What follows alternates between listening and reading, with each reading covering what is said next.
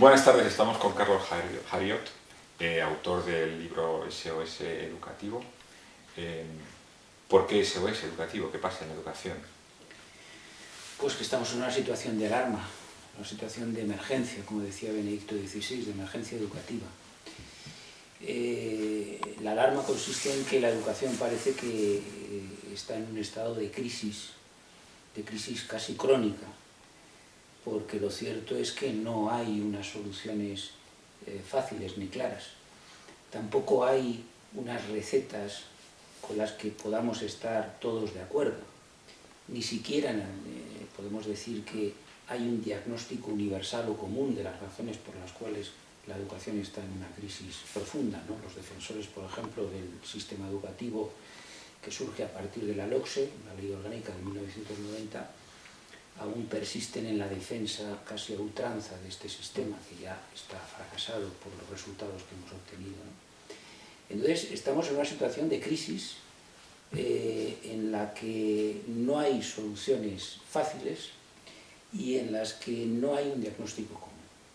Entonces, este libro lo que intenta responder es por qué la crisis, qué raíces profundas pueden explicar esta crisis y si hay una salida, que yo creo que sí que la hay, a esta crisis, la crisis educativa. Yo creo que la educación hoy día está, por desgracia, asociada a la palabra crisis. Así Benedicto XVI lo indicó con esa expresión tan magnífica de emergencia educativa. Está en una situación de emergencia, de SOS, pero también, como en algunos textos el propio Benedicto XVI señalaba, la emergencia educativa debemos también entenderla como una expresión que apunta a las enormes potencialidades que tiene el ser humano para poder educar a otro ser humano. No solamente debemos quedarnos en la crisis, sino debemos quedarnos en algo que quizá muchos otros no son capaces de ver, pero que yo creo modestamente que sí veo y que muchos docentes vemos, y es que tenemos que educar, debemos educar, y tenemos todas las posibilidades para realizar ese acto educativo que tanta importancia tiene. Decías que Benedicto XVI se refería a la crisis educativa, evidentemente no se refería solo al caso español. Entiendo que es en un contexto de la cultura occidental. ¿En qué medida la crisis que somos en nuestro país es propia nuestra? ¿O en qué medida es un reflejo de lo que está pasando en otros países? Efectivamente, una de las cosas que yo creo que en el libro ha quedado claro, o he querido que quede claro, es el hecho de que la crisis educativa es una crisis de cultura, es una crisis de mentalidad, es una crisis, incluso podríamos decir, de época, ¿no?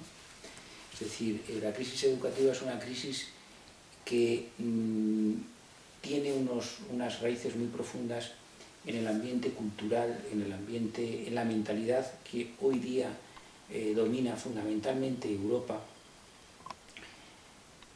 y que hace muy difícil el acto propiamente educativo. Claro, Benedicto XVI alude efectivamente a esa mentalidad que él pues define también con una expresión muy clara, ¿no? Que es la expresión que utiliza él de dictadura del relativismo, ¿no? Es decir, vivimos un ambiente, en una cultura, en una mentalidad, en una época relativista, una época en donde los valores objetivos, no solamente de tipo moral o religioso, sino de tipo colectivo, pues no existen. Se han relativizado hasta tal punto de que lo único que importa es lo que el sujeto construido, perfilado por él mismo, decide que importa. Entonces, eso es la destrucción de la civilización europea, tal como la conocemos desde los griegos, y evidentemente eso es la destrucción de lo que es la educación, tal como también la conocemos desde los griegos. Entonces, evidentemente, cada país luego tiene unos perfiles muy determinados, muy definidos, ¿no? En el caso español, he citado antes la LOCSE, podríamos citar la LODE, de 5 años anterior, 1985, donde lo que tenemos es un sistema educativo que pretende establecer toda una serie de normas que favorezcan a que el alumno, pues sin ningún tipo de esfuerzo, pueda ir no tanto conociendo, sino, diríamos, aprendiendo ciertas habilidades que se consideran socialmente interesantes. Pero el conocimiento objetivo, diríamos el conocimiento basado en el esfuerzo, en la aplicación, en el sacrificio, tal como siempre lo hemos concebido, ha quedado poco a poco desterrado, ¿no? Este proceso se ha vivido años anteriores en la mayoría de los países, pero están de vuelta en esos países de este tipo de planteamientos que obedecen pues, a una pedagogía muy particular, ¿no? Que también trato en el libro. Esa sería la explicación de que nuestras puntuaciones en los sistemas de evaluación internacional sean tan bajos. En gran medida sí, es decir, en gran medida sí, porque nosotros llevamos en relación a otros países europeos bastantes años de desventaja. Nosotros estamos haciendo un camino que ellos han dejado de recorrer hace unos cuantos años. Sigue además habiendo aquí una gran influencia social y colectiva todavía de quienes plantearon en su día, en los años 90, este sistema educativo y que siguen, como he dicho antes, manteniendo la idea de que es válido, está vigente, ¿no? Cualquier reforma legislativa que plantee, en este caso, por ejemplo, el partido del gobierno actual, el Partido Popular, que plantee una cierta modificación de algunos esquemas del sistema que procede de la LOCSE, pues es atacada con auténtica saña, como hemos visto, ¿no? Entonces, aquí tenemos una dificultad muy grande, es realmente insólito a mí me parece, ¿no? Y es que los datos objetivos, como son los informes internacionales, el malestar generalizado de los docentes, no son señales de alarma para muchos de los que han defendido el sistema educativo vigente, ¿no?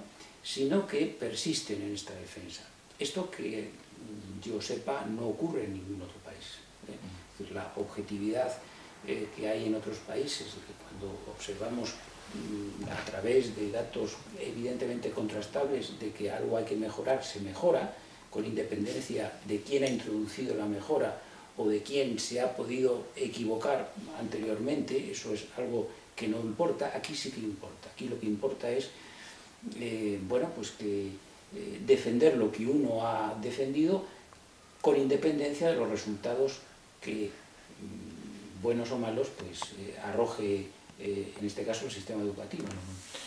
Antes citabas la reforma educativa que está empezando a ponerse en marcha. ¿Crees tú que va a resolver los problemas? Yo creo que los problemas son de tan alto calado que es muy difícil pensar que una ley como esta, que además no es una ley orgánica diferente de la LOE, sino que es una modificación en algunos puntos de la LOE. Bueno, pues esta ley, la LONCE, la ley del Partido Popular, me temo que no va a modificar las grandes líneas ni los grandes problemas que tiene o que tenemos hoy día en España, ¿no? Como profesor que soy, puedo decir ya de antemano que la mayoría de los docentes vemos esta ley o bien como una ley que no aporta nada, o bien como una ley, en el mejor de los casos, insuficiente, como eso es lo que yo creo. Así como en síntesis, ¿no? ¿Cuáles serían los puntos principales de lo que habría, en tu opinión, que cambiar? Desde un punto de vista cultural habría que valorizar la noción de persona. Hoy día en el sistema educativo lo que tenemos es algo muy grave, y es que se ha constituido un ideal, que es el ideal del ciudadano, como el ideal al que educar. Lo que se educa no es tanto a la persona, sino al individuo que tiene derechos y obligaciones cívicas. Esto es muy grave y muy importante, porque el ser humano es ciudadano, pero es ante todo y sobre todo y fundamentalmente persona. La noción de persona, que es una noción filosófica, es una noción también educativa. Y entonces, si nosotros la postergamos en favor de la noción de tipo político-jurídico, que es la noción de ciudadano, estamos haciendo un viraje desde un punto de vista educativo cuyas consecuencias probablemente no somos conscientes. Desde ese punto de vista, saber que el alumno es una persona, no solo es un ciudadano, y a partir de ahí recuperar algo tan fundamental como la autoridad del docente, la autoridad de los equipos directivos, remodelar la organización escolar. La escuela se ha concebido en estos últimos años como un ámbito de convivencia democrático. La escuela no es un ámbito de convivencia democrático, es un lugar donde se imparten saberes, es una cosa distinta. Y fundamental para mí, es una de las cosas buenas de la LOMCE, es empezar a crear una cultura de la evaluación, que no existe en España, porque hay intereses muy claros de que no exista. También en el libro mencionas la necesidad de mejorar la selección del profesorado y la calidad del profesorado. ¿Qué puede hacerse en esa línea más? En esa línea lo que hay que hacer es, ante todo y sobre todo, me parece que es muy importante el cuidar las convocatorias de oposiciones, es decir, las convocatorias de oposiciones que ha habido en España en los últimos años, no vamos a poner, pero vamos, los últimos 10, 15 años,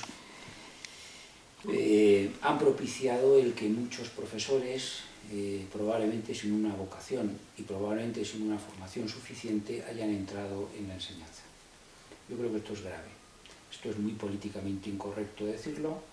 Esto es algo que, evidentemente, los sindicatos de los profesores pues, difícilmente van a aceptar, pero a mí me parece que es clave. Entonces, la selección del profesorado es muy importante. Es muy importante la formación del profesorado. Estamos en mantillas. Un profesor necesita formarse en muchos ámbitos y es necesario que el profesor se forme de forma obligatoria, ofrecer una calidad en la formación. Y es muy posible que haya que introducir estímulos, incentivos en la carrera docente para que un profesor se sienta impelido, por un lado, pero por otro lado también se sienta motivado para avanzar, para desarrollar sus conocimientos de tipo pedagógico y disciplinar, por un lado. Esto en el Estatuto de la Función Docente, que desde hace años llevamos reclamando, pues es el lugar idóneo en el que pues este tipo de modificaciones se tienen que introducir. Esto parece que es uno de los indicadores más claros de la calidad de la enseñanza en los países nórdicos, por ejemplo, ¿no? Sí, sin lugar a dudas. Es decir, el sistema educativo, eso está demostrado empíricamente ya, se basa en la calidad del docente. No se basa en la calidad del alumnado, no se basa en la extracción social del alumnado, todas estas consideraciones filomarxistas que muchas veces hemos escuchado. No. Es decir, se basa en la calidad de los docentes, en unos docentes que sepan lo que tienen que hacer, que les guste lo que tienen que hacer, que sean reconocidos socialmente, que sean valorados, no como actualmente ocurre en España, que estén bien pagados y que, sobre todo, algo que nosotros hemos perdido en España, y es que estén orgullosos de lo que están haciendo, que sepan que su trabajo es fundamental para el bien común de la sociedad en la que viven. Esto es algo que no tenemos. Por último, nosotros dos somos profesores de la enseñanza pública. ¿Cómo ves tú ese supuesto enfrentamiento entre la escuela pública y la escuela privada o concertada? Bueno, es un enfrentamiento que no existe. O sea, lo primero que hay que decir es que no existe ese enfrentamiento. Hay personas que quieren hacer creer que existe, pero no existe. Es un dato muy claro. Muchas de estas personas que hablan desde la escuela pública en contra de la escuela concertada, no concertada, porque no conozco a lo inverso, es decir, yo no conozco a defensores de la escuela concertada que vayan en contra de la pública, ningún docente al menos, ¿no? Estas personas son personas que llevan a sus hijos muchas veces a la escuela concertada, ¿no? Es decir, que no existe enfrentamiento. Lo que sí existe es un discurso político que le interesa enfrentar estos dos modelos de escuela, la escuela de titularidad pública y la escuela no pública, o concertada, incluso privada, con fines políticos. Pero lo cierto es que muchos de los que dicen estar en contra de la escuela concertada llevan a sus hijos a la escuela concertada si pueden. Yo soy profesor de escuela pública y llevo a mis hijos a una escuela concertada y me me parece estupendo que la gente, los padres, esto es fundamental, elijan el centro que quieren llevar a sus hijos de una forma absolutamente libre, porque esto es de lo que se trata. Quienes generalmente introducen ese enfrentamiento suelen cuestionar el derecho de los padres a elegir la formación de sus hijos y a elegir el centro docente. Es curioso que esto sea así, pero generalmente suele pasar. Muy bien, muchas gracias, Carlos. Mucho. Pues solo hace falta que la gente se anime a leerlo. Ojalá.